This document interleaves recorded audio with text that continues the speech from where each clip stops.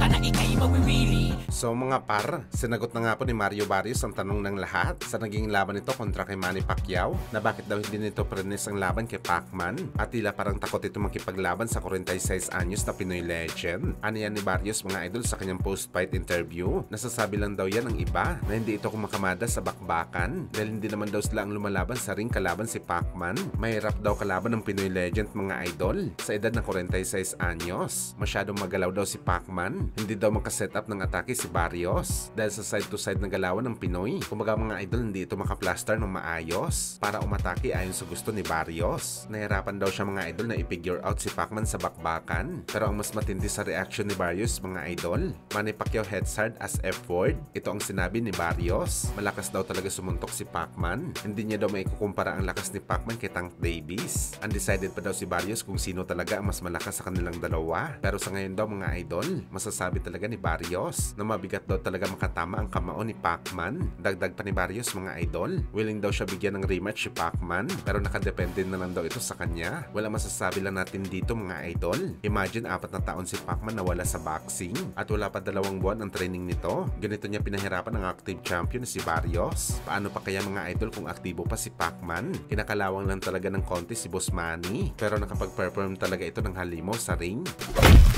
Samantala sa dami nga po ang nagsabi mga idol na isang big robbery ang nangyari sa laban ni Pacman at Mario Barrios. E nag-stand out nga po mga idol na naging komento ng mga avid haters ni Pacman na sina Shakur Stevenson, boxing experts na si Paulie Malignaggi at ang women's undisputed champion na si Claressa Shield. Maski sila mga idol, hindi mapigilan na mapakomment ng hindi maganda na dapat daw si Pacman talaga ang panalo sa laban kay Barrios. Klaro daw talaga walang panama si Barrios sa 46 anyos na Pinoy legend.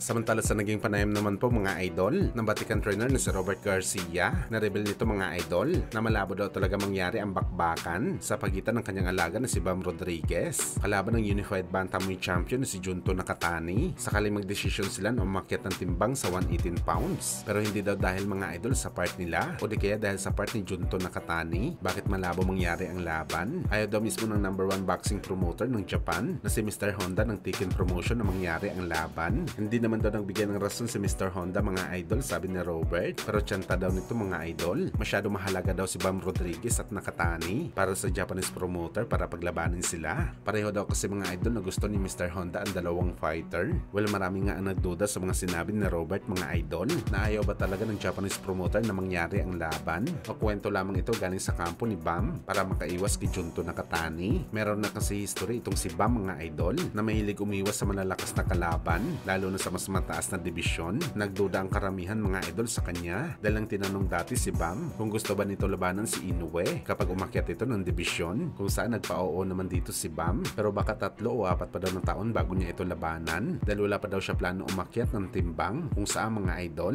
parang ang dating sinabi ni Bam, pinapatanda muna nito si Inoue na ngayon 33 anyos na, dagdagan pa ito ng 4 na taon, 37 anyos na si Inoue. Kaya ang tanong ng mga boxing fans mga idol, bakit ayaw daw lumaban ni Bam kay Inoue sa kanyang kalakasan sa bakbakan at gusto niya palipasin muna ang matagal na panahon? Well, gayon pa man mga idol, kung si Mr. Honda talagang ayaw mangyari ang laban ni Rodriguez at Nakatani, so bakit gusto nito ipalaban si Takuma Inoue sa malalakas na mga American fighter at kabilang nga dito si Bam? Ibig sabihin pala nito mga idol, hindi mahalaga si Takuma Inoue kay Mr. Honda na kung tutuusin mga idol, matagal ng Inoue Brothers at Tekken Promotion.